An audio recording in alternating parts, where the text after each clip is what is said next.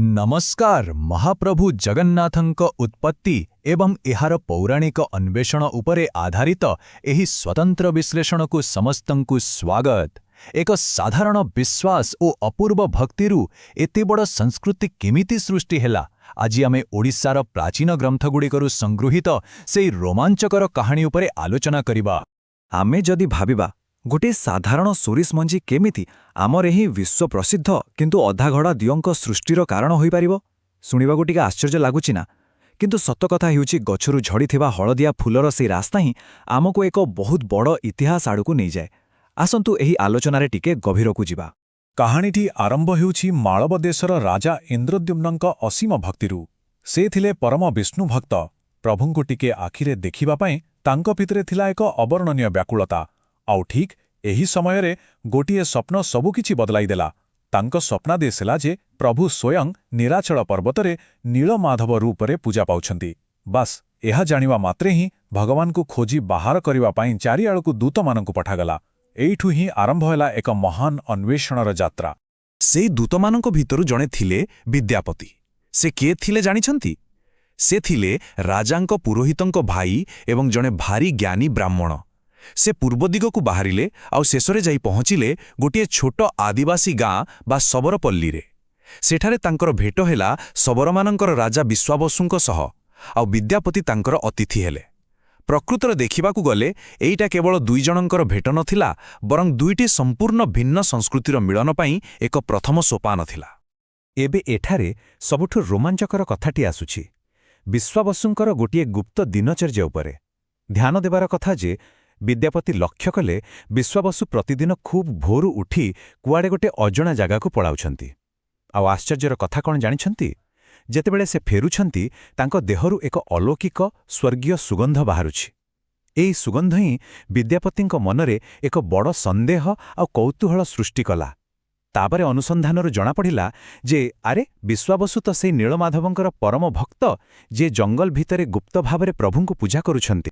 सेही गुप्त स्थानकू जीवा पाई विद्यापति बहुत जिद कला परे शेषरे विश्वावसु राजी हेले, किंतु गोटिए कड़ा शर्त रखिले विद्यापतिंकु आखिरे पटी बांधी जीवाकू पड़िबो। एई घटनाकू भल भावरे तर्जुमा कले आमे भक्तिर दुईटी अलगा अलगा मार्ग देखिबाकू पाइबा। गोटिए पटे रहिछि शबर बा आदिवासी परंपरा जहा पूरापूरी प्रकृति सह जोड़ी होईछि, ठीक जेमिति विश्वावसुंकर गुप्त आउ निष्काम भक्ति। अन्यपटे अछि ब्राह्मण बा आर्य परंपरा जहा राजा इंद्रद्युम्न आउ विद्यापतिंकर निष्ठा श्रृंखला एवं पूजा पद्धति को दर्शाउछि। एटी सबुठु सुंदर कथा कौन जानिछन्ति? जगन्नाथ संस्कृति काहाकू भी बाद देई नाही, बरं एई दुईटी जाक संस्कृति को समान गुरुत्व देई गोटिए सूतारे बांधी देइछि। एटा ही तो हेउछि प्रकृत समन्वय। तेणु एही संपूर्ण कहानीरू आमे मुख्यतः तीनोटी कथा शिखिबाकू पाउछे। प्रथमतः यह आदिवासी आउ आर्य संस्कृतिर एक अद्भुत मिलन। द्वितीयतः प्रभु निजे देखाई दिले जे समाजरे मणिषर पदवी बा राजकीय क्षमता जहाँ भी थाउना काहींकि प्रकृत निष्कपट भक्तिर मूल्य सबुठु अधिक। आउ तृतीय कथाटी हेउछि एही अधागड़ा रूप आमकू बुझाई दिए जे भगवान निराकार आउ साकार मध्यरे एक अनन्य स्थितिरे अछन्ति जाहांको जे केही निज भावना अनुसारे अनुभव करि परिबो। एबे आमे एही उपस्थापनार शेष पर्यायरे पहुंची गलु। आम मनर एक बहुत गभीर प्रश्न आसे, महाप्रभुंकर एही अधागढ़ा रूप कौन प्रकृतर असंपूर्ण? बिल्कुल नुहे।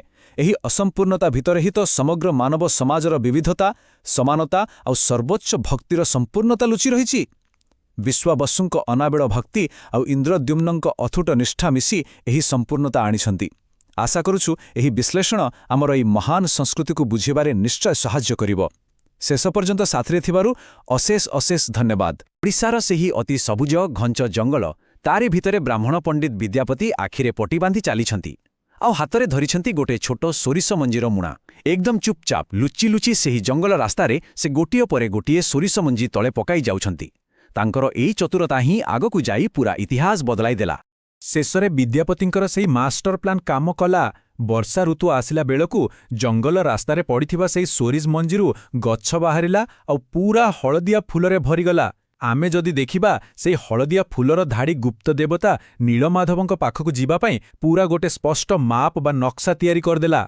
बास सेही रास्ता देई विद्यापति महाराजा इंद्रद्युम्नଙ୍କୁ नेई सीधा सेठारे पहुंची गले। हेले आगकू जहा घटिबो बोली केही स्वप्नरे भी भाबी नथिले। ରାଜା ଇନ୍ଦ୍ରଦ୍ୟୁମ୍ନ ସେଠାରେ ପହଞ୍ଚିବା ବେଳକୁ ପ୍ରଭୁ ନୀଳମାଧବ ସେଠାରେ ନଥିଲେ, ସେ ସମ୍ପୂର୍ଣ୍ଣ ଅନ୍ତର୍ଧାନ ହୋଇଯାଇଥିଲେ। ପ୍ରଭୁ ସେଠାରେ ରହିବାକୁ ସଫାସଫା ମନା କରିଦେଲେ। କାହିଁକି? କାରଣ ତାଙ୍କର ସବୁଠୁ ପ୍ରିୟ ଭକ୍ତ ବିଶ୍ୱାବସୁ ସେଠାରେ ନଥିଲେ। ଏହି ଗୋଟିଏ ଘଟଣାରୁ ଆମେ ବୁଝିପାରିବା ଯେ ଭଗବାନ ଆଉ ଜଣେ ଆଦିବାସୀ ଭକ୍ତଙ୍କ ଭିତରେ କେତେ ଗଭୀର ଆଉ ଅଟୁଟ ସମ୍ପର୍କ ରହିଥିଲା। ଏଣେ ଭଗବାନଙ୍କୁ ନ ପାଇ ରାଜା ଇନ୍ଦ୍ରଦ୍ୟୁମ୍ନ ପୁରା ଭାଙ୍ଗି ପଡ଼ିଲେ। ତାଙ୍କ ଜୀବନର ଏକମାତ୍ର ଲକ୍ଷ୍ୟ ଯେମିତି ମାଟିରେ ମିଶିଗଲା ବୋଲି ସେ ଭାବିବାକୁ ଲାଗିଲେ। କିନ୍ତୁ ଠିକ୍ ଏହି ଘୋର ନିରାଶା ଭିତରେ ଆସିଲା ଗୋଟିଏ ଆଲୋକର କିରଣ।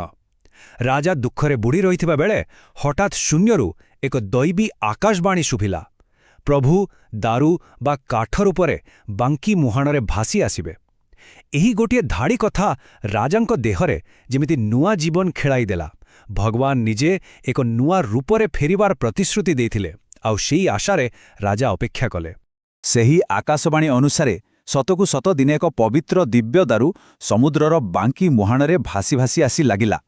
ହେଲେ ସମସ୍ୟା ସେଇଠି ସରିନଥିଲା। ଏଠି ବି ଗୋଟେ ବଡ଼ ରହସ୍ୟ ଲୁଚି ରହିଥିଲା। ରାଜାଙ୍କର ବଡ଼ ବଡ଼ ଯୋଦ୍ଧା, ଶକ୍ତିଶାଳୀ ହାତୀ କେହି ବି ସେ ଦାରୁକୁ ଟିକେ ବି ଘୁଞ୍ଚାଇ ପାରିଲେନି। ଶେଷରେ ଏହା ଜଣାପଡ଼ିଲା ଯେ ଯେପର୍ଯ୍ୟନ୍ତ ଆଦିବାସୀ ଶବର ରାଜା ବିଶ୍ୱାବସୁ ଆଉ ବ୍ରାହ୍ମଣ ପଣ୍ଡିତ ବିଦ୍ୟାପତି ଏକାଠି ହୋଇ ହାତ ନ ଲଗାଇଛନ୍ତି, ସେ ଦାରୁ ସେଠୁ ଉଠିବ ନାହିଁ। ଏହା ପ୍ରକୃତରେ ଏକ ବହୁତ ବଡ଼ ପ୍ରତୀକ। ଭଗବାନଙ୍କୁ ପାଇବାକୁ ହେଲେ ଯେ ସମାଜର ସବୁ ବର୍ଗର ଲୋକଙ୍କର ମିଳନ ଆଉ ସହଯୋଗ ଜରୁରୀ, ତାହା ଏଥିରୁ ସ୍ପଷ୍ଟ ପ୍ରମାଣିତ ହୁଏ। ଦାରୁ ଉଦ୍ଧାର ହେଲା ପରେ ମୂର୍ତ୍ତି ନିର୍ମାଣର ପ୍ରକ୍ରିୟା ଆହୁରି ରୋମାଞ୍ଚକର। ହଠାତ୍ ଜଣେ ବୃଦ୍ଧ ବଢ଼େଇ ଆସି ପହଞ୍ଚିଲେ, ଯିଏକି ପ୍ରକୃତରେ ଥିଲେ ଛଦ୍ମବେଶୀ ପ୍ରଭୁ ବିଶ୍ୱକର୍ମା। ସେ ମୂର୍ତ୍ତି ଗଢ଼ିବାକୁ ରାଜି ହେଲେ ତାଙ୍କର ଗୋଟେ ସର୍ତ୍ତ ଥିଲା ଯେ ପୁରା 21 ଦିନ ପର୍ଯ୍ୟନ୍ତ ମନ୍ଦିର କବାଟ ବନ୍ଦ ରହିବ। କିନ୍ତୁ 15 ଦିନ ବିତିଗଲା ଆଉ ଭିତରୁ ଟିକେ ବି ଶବ୍ଦ ଆସିଲାନି। ଏକଥା ଦେଖି ରାଣୀ ଗୁଣ୍ଡିଚାଙ୍କ ମନରେ ଛନକା ପଶିଲା, ଆଉ ତାଙ୍କରି ଜିଦ୍ରେ ରାଜା ଶେଷରେ କବାଟ ଖୋଲିଦେଲେ। ବାସ୍, ସର୍ତ୍ତ ଭାଙ୍ଗିବାରୁ ସେ ବୃଦ୍ଧ ବଢ଼େଇ ଅନ୍ତର୍ଧାନ ହୋଇଗଲେ, ଆଉ ସେଠି ରହିଗଲେ ଏହି ଅଧାଗଢ଼ା ମୂର୍ତ୍ତି। ଆମେ ଯେଉଁ ମହାପ୍ରଭୁ ଜଗନ୍ନାଥ, ବଳଭଦ୍ର ଏବଂ ସୁଭଦ୍ରାଙ୍କର ଜୀବନ୍ତ ଆଉ ବାସ୍ତବବାଦୀ ରୂପ ଆଜି ଦେଖୁଛେ, ତାହା ଏହି ଗୋଟିଏ ଘଟଣାର ହିଁ ପରିଣାମ।